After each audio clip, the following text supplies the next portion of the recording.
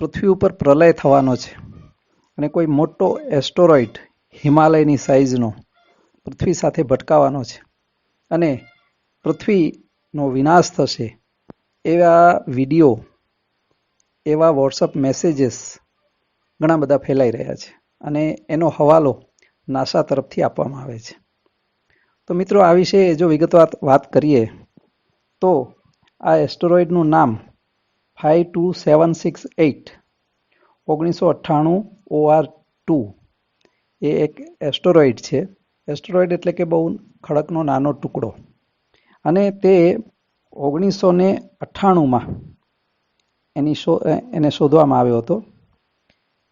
હવે આ એસ્ટરોઇડને ભયજનકની શ્રેણીમાં મૂકવામાં આવ્યો છે.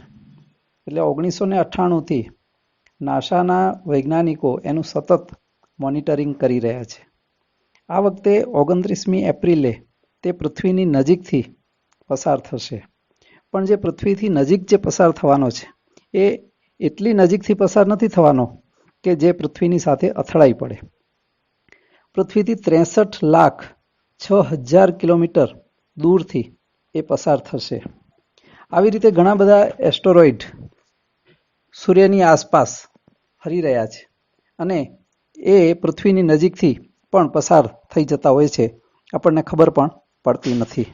પરંતુ આ એસ્ટરોઇડને એક ભયજનક શ્રેણીમાં એટલા માટે મૂકવામાં આવ્યો છે કે તે પૃથ્વીની જે ભ્રમણકક્ષા છે એની ઘણી બધી નજીકથી પસાર થાય છે.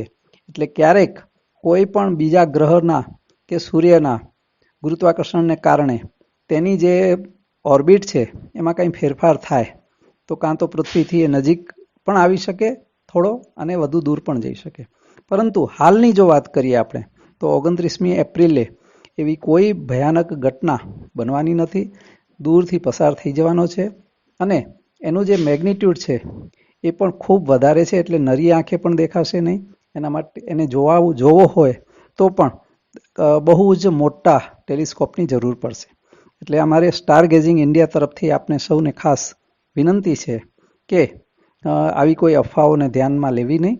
અને નાસાએ પણ ક્યાંય એવું કીધું નથી કે પૃથ્વી સાથે અથડાશે. એની જે સાઇઝ છે એ પણ લગભગ 2.4 કિલોમીટર જેટલી છે.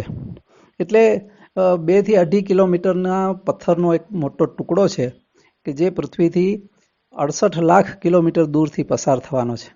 એટલે કોઈએ ગભરાવાની જરૂર નથી અને શાંતિથી આપણે એ અવકાશીય ખગોળીય ઘટનાનો જો આપણે આનંદ માણી શકીએ તો માણીએ, પણ બીજાને ગભરાવીએ નહીં. Thank you.